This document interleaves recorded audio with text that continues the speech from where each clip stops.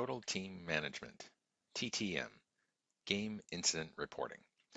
When you have an event that requires you to fill out a game incident report, or if you need to review previously entered reports, log on to TTM and select GIRs from the menu bar, or select the Game Incident Reporting button. This will open the Game Incident Reports page. On the left, you have your browser where you can create a new GIR or review previously entered GIRs or GIRs that you have in progress that you have yet to submit. To create a new GIR, select Create a GIR, and then enter the details as follows. First, select the league, then select the division and the category. This will open up more information fields, starting with the game information. All of the game information you should be able to get from the game sheet, which you would have taken with you from the game. Enter the home team. If the team is not listed, select Other and fill out the information manually. You can see some information is filled in for you, say as the coach. If that information, like here, is not entered, just manually enter it from the information on the game sheet. You'll select the date of the game, the game time in which it started. So this is in 24-hour clock. So if this is 6:30 p.m. start, show as 18:30. Remember, GIRs need to be filled out and submitted within 24 hours of the game time. You'll then select the venue. So all of the arenas in Hockey Eastern Ontario should be listed. If it's not, simply select Other. The game number.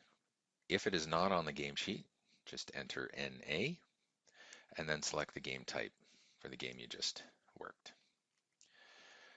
This area here will be where you will upload the image of the game sheet. So take a picture of it or scan it, and then you'll upload it here.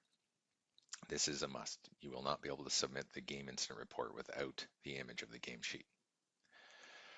For the incident information, there's two options: a game incident, which involves game participants, team officials, and players, or other incidents, which do not involve team officials or players. So an example of an other incident would be if the Zamboni were to break down on the ice and you could not work the game or complete the game. To add a game incident, simply select the appropriate option and fill out the information in these fields. So you select the teams. You should only have the two options you entered above. You will enter a team member. The roster should be filled out. If there is a player that is not here, then you select Other, and then you will enter the information as required, and you can select the team position of the participant. The time at which the incident occurred, so this is the time you called the penalty, or when the event occurred, so before the game, so that would be before the puck drops to start the game. The periods after the game, so this would be at the point from the handshakes into the dressing rooms, or not applicable, and that would be an event that may have been reported to you that you're filling out a game incident report for. So we'll select the second period. The clock time is the time at which the infraction was called. This will again be on the game sheet. Choose the infraction. The game infraction codes are here along the left. They should be on the game sheet, and make sure that they're on the game sheet before you sign it and return it to the coaches after the games. So find the appropriate one. We'll choose checking from behind minor here, GM55, and then indicate whether there was an apparent injury on the play. Once that information is filled out, you select Add to Incident List. You can see it becomes available here, and then more information areas are available. So for the game officials information, your name should be entered already in the first line. You can then choose from the list of officials in the system for the linesperson's roles, or if you're in a two official system, in the other referee role. Then you're going to enter the game incident report information. So this is a clear and concise factual report intended to paint a picture for someone who is not at the game to be able to visualize the incident. This is facts only, no opinions or assumptions. Once you're done that part and you're happy with it, you can hit Submit GIR, so you're done and now you've submitted it. Or if you want to add to it or review it later before you submit it, you can select Save GIR.